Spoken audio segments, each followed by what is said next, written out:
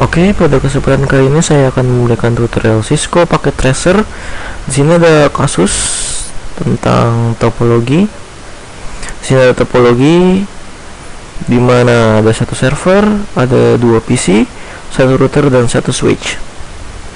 Ada dua network 200.1.1.0/24 dan network 200.1.2.0/24. Di sini ada servernya yang berfungsi sebagai DHCP server.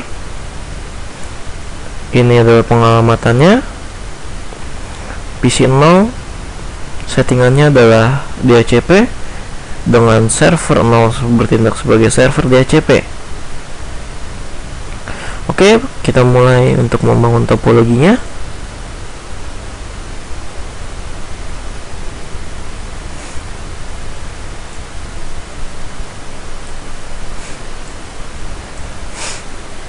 Di sini tambahkan satu router dengan tipe 1841, satu switch dengan tipe 2950/24. Ini dia. Selanjutnya tambahkan end device, satu komputer lagi,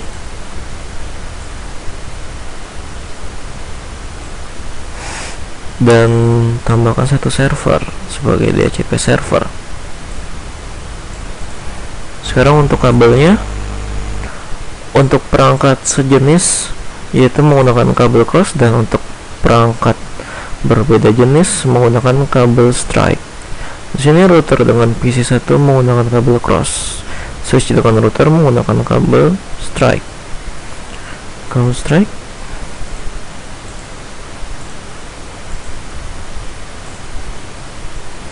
Kabel cross,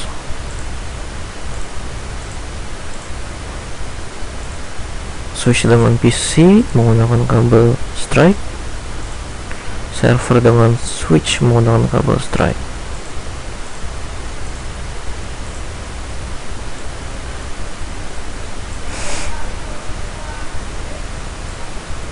Oke, untuk penyuntikan kabelnya selesai.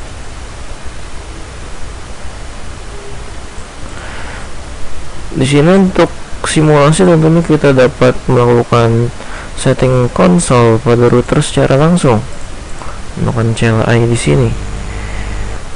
Tapi pada secara realnya kita harus menggunakan kabel konsol untuk pertama kali penyetingan router, karena router belum memiliki alamat IP sehingga tidak bisa disetting secara remote melalui telnet atau SSH.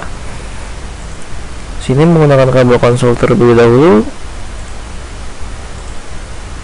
Port konsol, setting router menggunakan kabel konsol. Divisi 1 masuk ke terminal. Ini dia tampilan terminal dari routernya, terminal konsolnya. Kita konfigurasikan dari PC 1 menggunakan kabel konsol.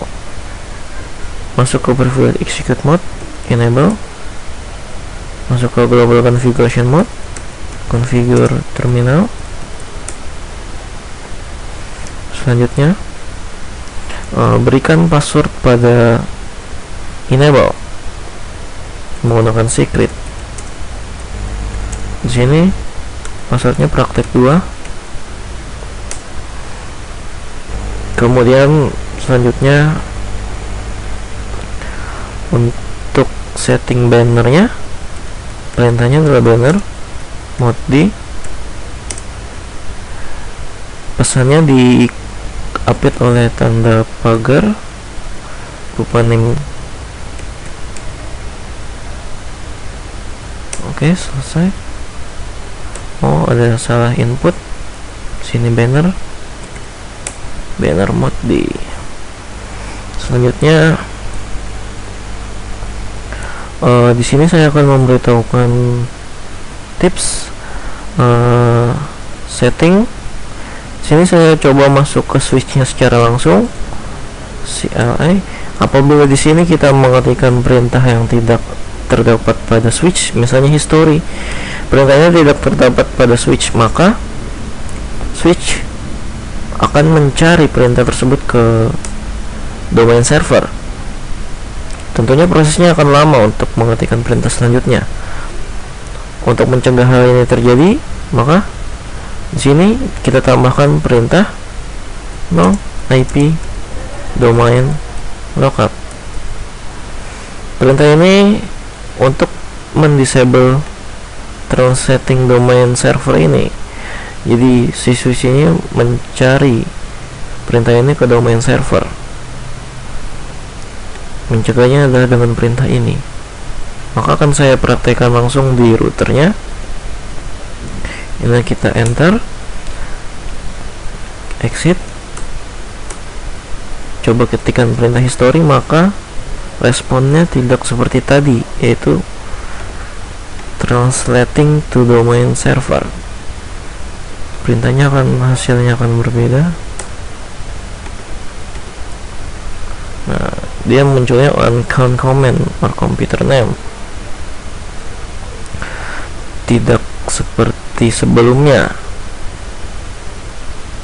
Ini dia. Jadi untuk membypass mencari ke domain server, jadi dia langsung ke sini, sama seperti yang di router, terbypass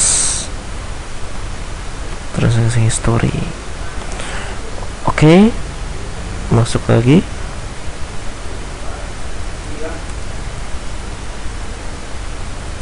Global configuration mode, setting line console, no. Untuk selanjutnya setting passwordnya praktek 2, login untuk mengaktifkannya. Selanjutnya setting line VT index 0 hingga 4, perintahnya adalah ini. Setting password praktek 2, login untuk mengaktifkannya. Oke, di sini sudah selesai untuk konfigurasi security-nya. Di sini saya akan memberikan tips lagi, yaitu di sini pada running config, kita show dulu running config-nya. Pada running config,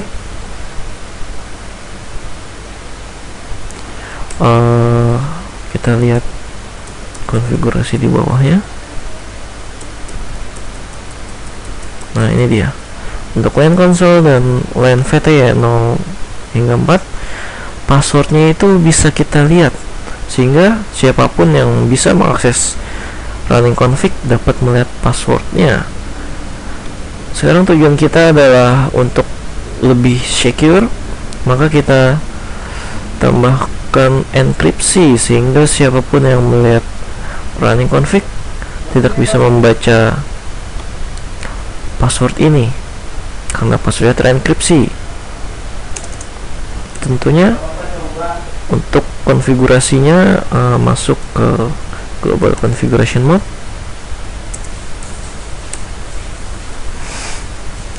Settingnya adalah ketikkan perintah service password encryption.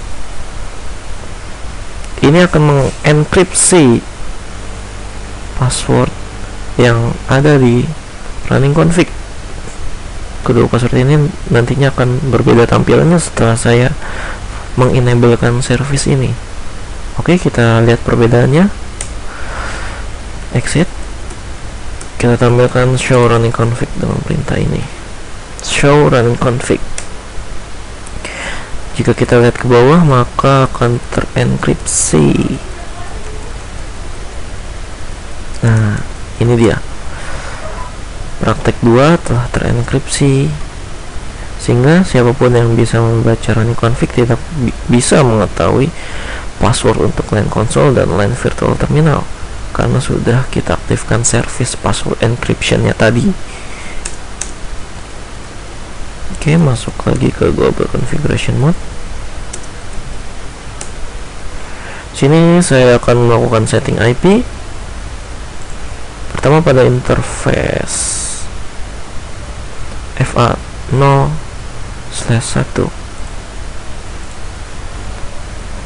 Perintahnya adalah interface face ethernet 0/1. Setting IP address-nya IP address. Kita lihat di sini IP address-nya berapa untuk PC 1, 200.1.2.2 dengan subnet max-nya 255.255.255.252. Tentunya untuk router FA0/1 juga sama, subnet max-nya 255.255.255.252. Berbeda dengan jaringan lainnya dengan subnet max 255.255.255.0. 252 di sini maksudnya adalah jaringan dengan prefix /30 dengan host yang aktif sebanyak 2. Satunya dipakai untuk network ID dan satunya lagi untuk broadcast ID.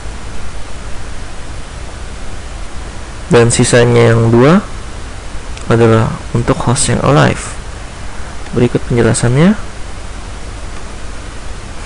Tambahkan mod.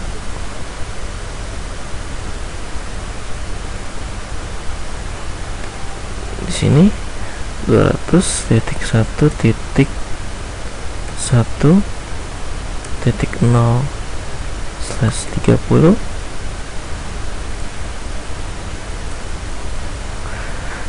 Ini untuk alamat network ID-nya. Sedangkan host yang alive yaitu host routernya sendiri dan host PC ini. 200.1.1. Maaf, coba kita lihat lagi. Oh, ini titik 1.2.1. Maaf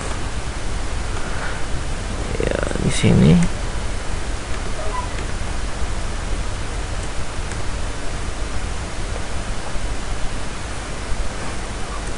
host yang alive ini, sedangkan ini adalah broadcast ID-nya.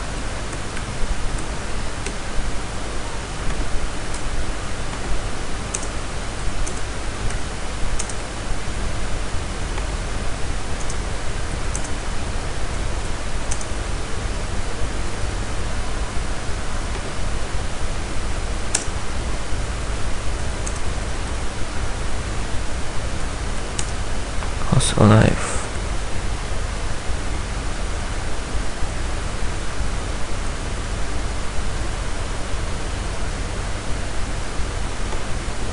Nggak bisa digeser, hanya sebagai note saja.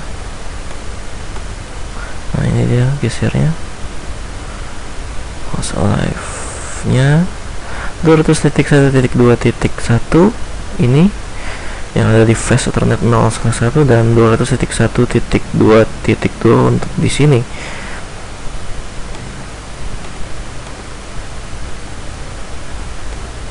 Ini dia setting IP-nya.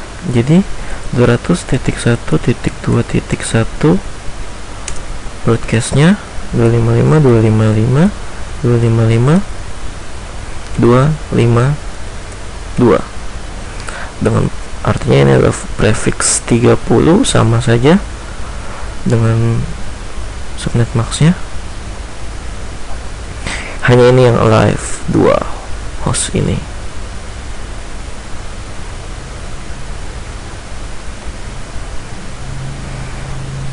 Oke. Aktifkan dengan mouse shutdown.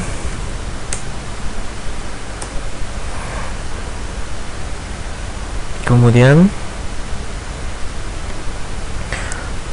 di sini sudah off.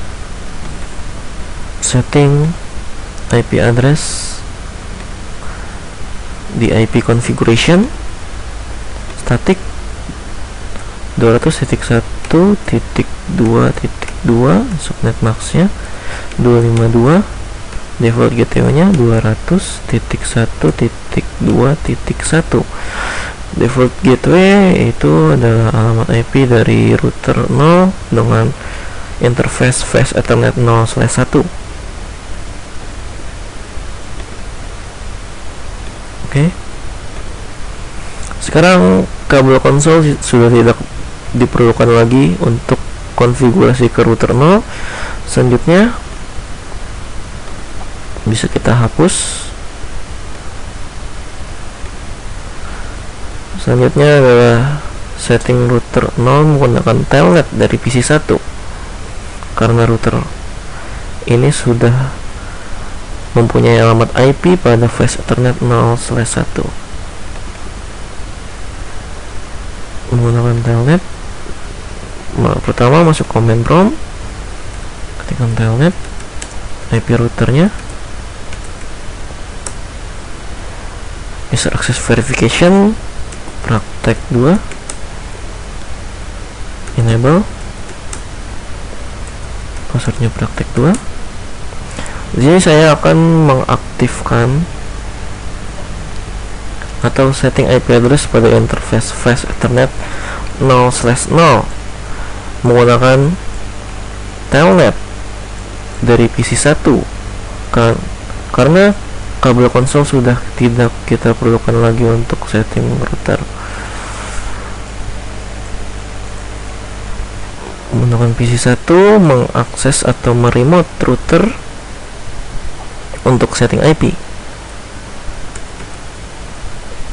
Masuk ke global configuration,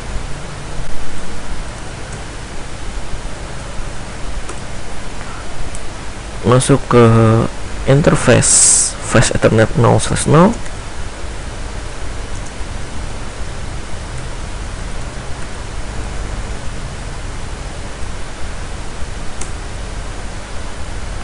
setting IP address-nya dengan perintah IP address spasi alamat IP-nya untuk fast ethernet 0/0 200.1.1.1 subnet max-nya 255.255.255.0 yang sama dengan prefixnya /24.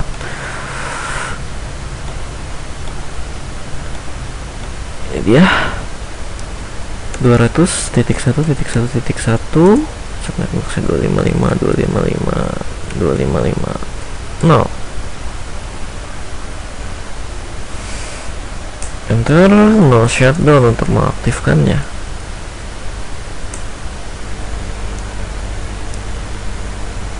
Bisa kita tambahkan description, namun tidak diberikan juga tidak apa-apa.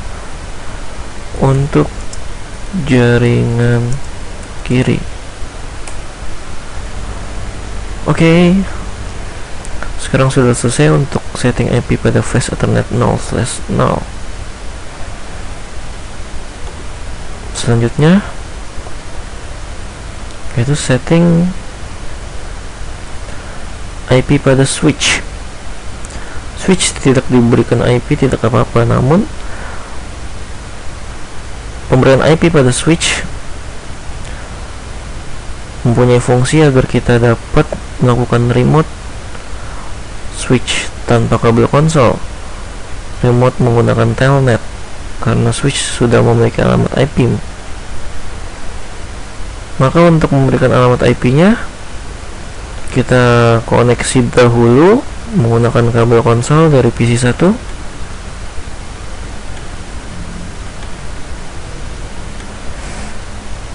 Jadi sekarang dari PC 1 untuk konfigurasi alamat IP pada switchnya terlebih dahulu menggunakan kabel konsol. Masuk ke terminal. Ini dia tampilan switchnya. Remote switch menggunakan kabel konsol dari PC 1. Oke, masuk ke previous execute mode, masuk ke global configuration mode.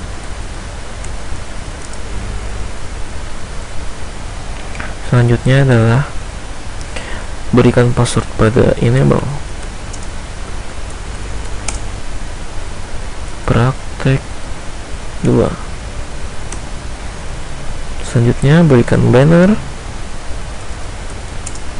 Perintahnya banner mode D. Diikuti dengan pesannya berupa name.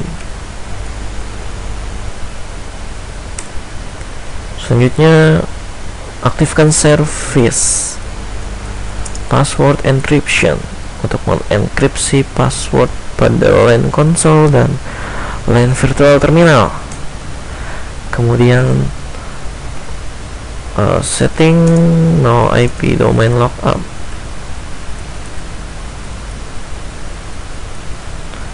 Sehingga ketika terjadi kesalahan mengetikkan perintah, switch tidak mencari ke domain server.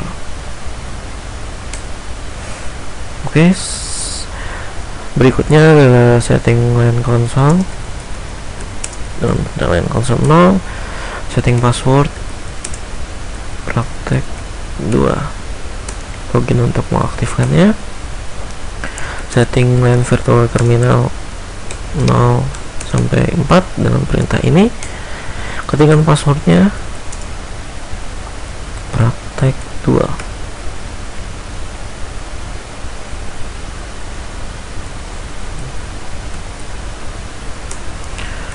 Login untuk mengaktifkannya. Oke. Sekarang adalah setting untuk IP address dari switch.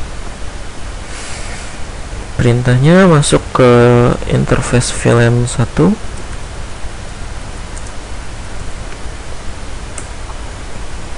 Kemudian setting IP address-nya.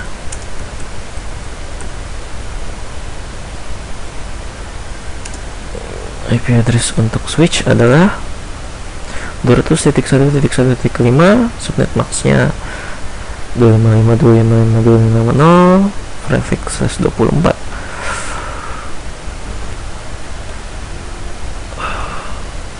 Terlihat sama tampilan dari switch langsung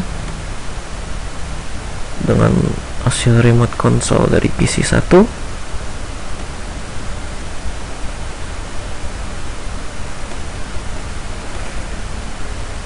IP address 200.1.1.5 255.255.250 untuk subnet max ya. No shutdown untuk mengaktifkan. Oke, sekarang sudah aktif untuk IP pada switch. Berikutnya adalah settings IP pada server. Alamat IP-nya untuk server 200.1.1.7.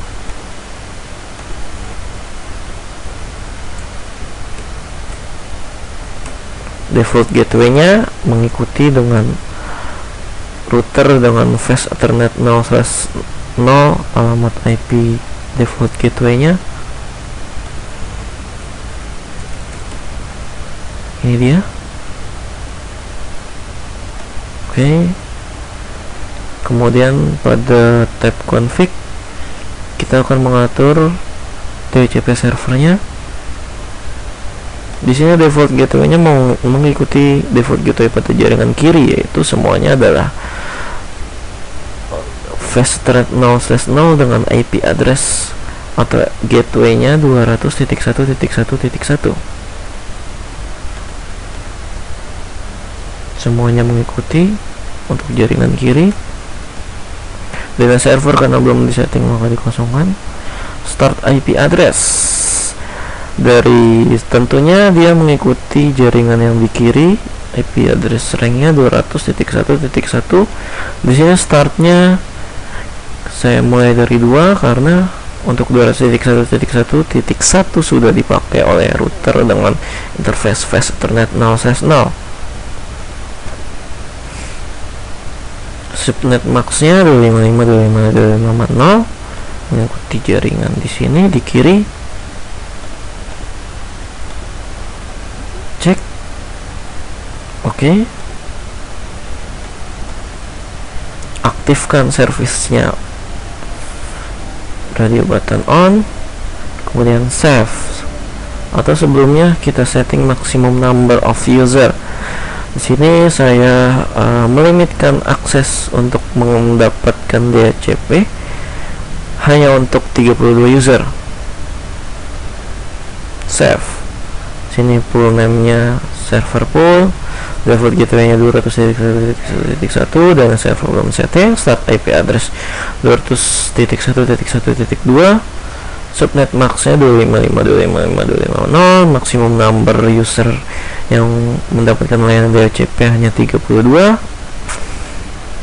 Oke, sudah on. Di sini PC 0, setting IP-nya adalah DHCP. Masuk ke IP configuration. Sekarang karena DHCP server sudah aktif, maka kita mengklik radio button DHCP ini, maka IP address akan terisi otomatis. Berbeda dengan static yang kita menginputkannya secara manual dari IP address, subnet max, dan gateway. Itu secara manual jika static. Kalau DHCP server, maka akan otomatis terisi konfigurasinya. Bagaimana jika DHCP servernya saya matikan dulu? Apa ini akan mendapatkan IP? Tentu tidak. Dia request IP address, DHCP request failed. Responnya dulu ini karena server DHCP nya saya matikan. Service DHCP pada server ini saya matikan. Jika saya on kan lagi, maka PC0 dapat mendapatkan IP address melalui DHCP. Tentunya dengan keadaan DHCP server aktif servisnya. Oke, kita coba requesting IP address dan DHCP request successful. IP address yang dapat adalah IP address awal tadi.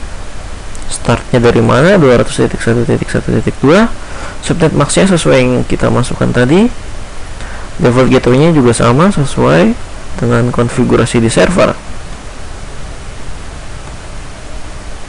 Oke, sama. Ini dia.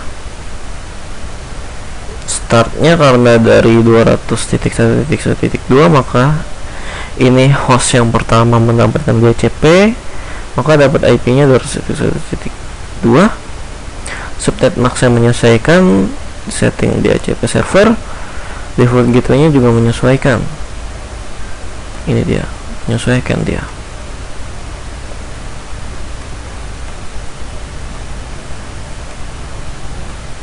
Oke, saya contohkan lagi. Jika saya tambahkan satu PC sini misalkan dengan koneksi kabel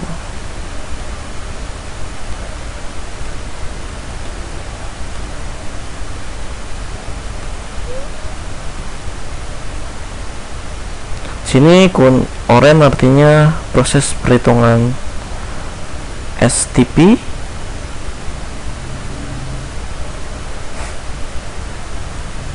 Sehingga tidak terjadi looping pada layer 2.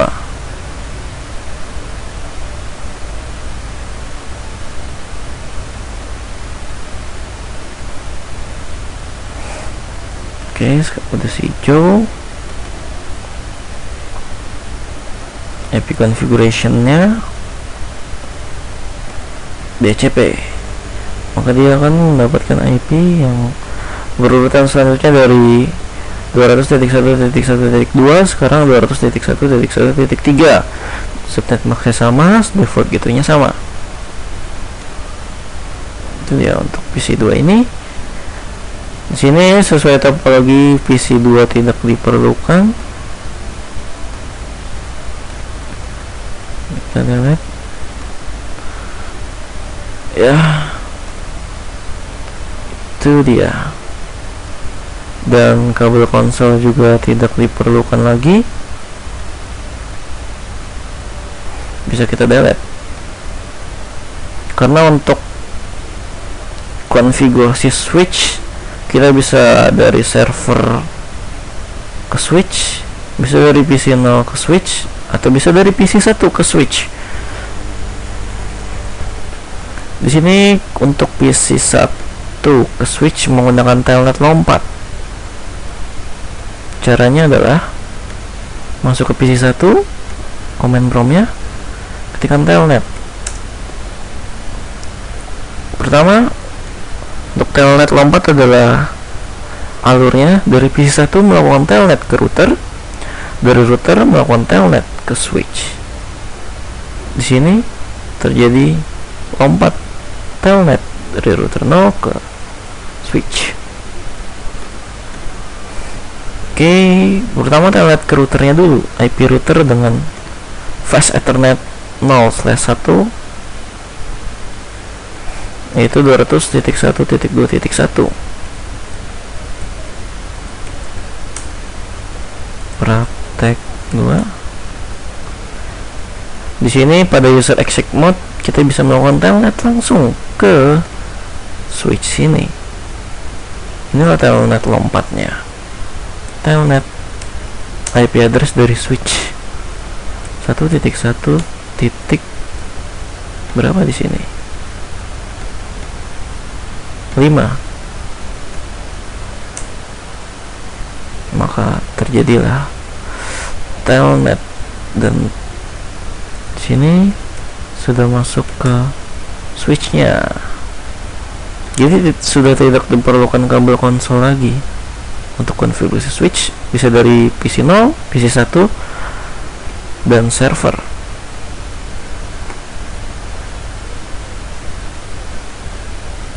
Itu dia. Ini telnet lompatnya. Pada telnet lompat di sini terbuka ada satu virtual terminal yang masuk, satu virtual terminal yang terbuka. Jadi ada dua proses virtual terminal di sini. Sedangkan di switch ada satu proses virtual terminal, yaitu hanya ada satu telnet masuk. Itu dia. Di sini pada switch saya belum memberikan perintah copy running config ke startup config. Sini saya lakukan sekalian di PC 1 menggunakan telnet. Enable dulu, copy running config startup config. Fungsinya adalah untuk mengcopy running config konfigurasi yang sekarang berjalan ke startup config konfigurasi yang berjalan ketika switch atau router startup, sehingga jika terjadi pemadaman listrik atau kesalahan listrik, maka router atau switch tidak kehilangan konfigurasinya. Oke, sudah di save. Exit untuk keluar dari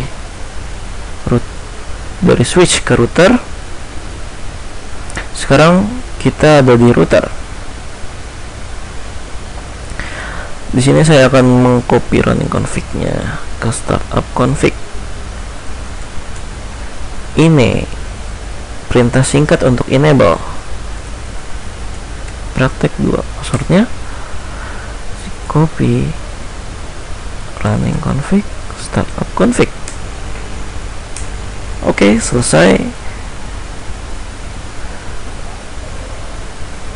Sekarang adalah uji konektivitas. Sesuai di sini pada kasus ini dia tes konektivitas dari PC 0 ke switch 0 dengan ping 200.1.1.2.1. Berapa IP dari switch? 5.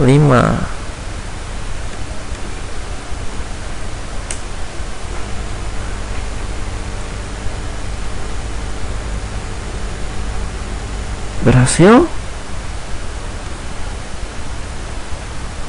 Selanjutnya adalah dari PC 0 ke router 0 dengan interface fast Ethernet 0/0. IP-nya adalah 200.1.1.1. Ping 200.1.1.1. Oke, bisa. Selanjutnya tes selanjutnya adalah ping dari server ke PC 0.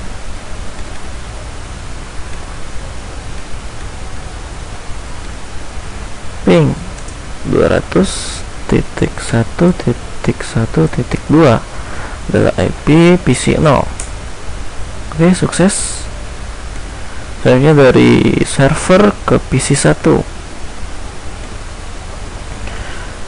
Ping 200.1.2.2. Ini adalah IP PC 1. Oke, sukses. Terus selanjutnya PC 1 ke router 0 dengan interface fast Ethernet 0/1. IP-nya adalah 200.1.2.1. Ini masih di telnet routernya, kita exit. Sekarang sudah masuk ke command prompt PC-nya. Sekarang telnet 200.1.2.1. Oh maaf, maksud saya ping 200.1.2.1. Oke, sukses. Pada dasarnya ketika kita berhasil melakukan telnet, maka ping juga bisa karena sudah terkoneksi.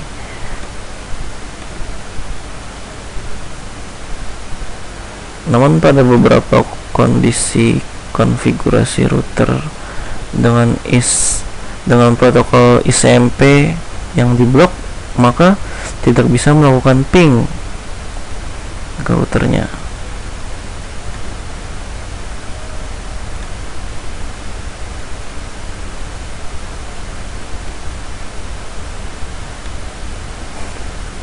Oke. Selanjutnya ping dari PC 1 ke PC 0. Ping 200.1.1.2 IP dari PC 0. Oke, sukses.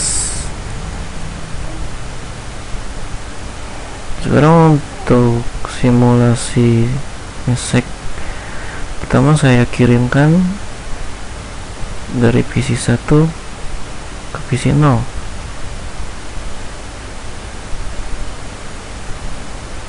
Begini simulasinya. PC 1 ke router 0 berhasil. Router 0 ke switch 0 berhasil. Switch 0 ke PC 0 berhasil. Kemudian dikembalikan lagi dari PC 0 ke switch 0. Switch 0 ke router 0, dan kemudian kembali lagi ke router 0 dari router 0 ke PC 1.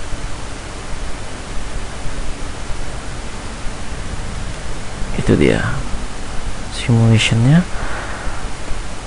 Selanjutnya di sini pada PC 1 dia melakukan ping ke PC 0. Time to live nya sudah berkurang menjadi 127 karena telah melewati satu router, sedangkan ping yang dari PC 1 ke 200.1.2.1 yaitu ini tidak melewati satu router, maka jumlah time to live nya masih full, masih 2255. Itu dia perbedaannya.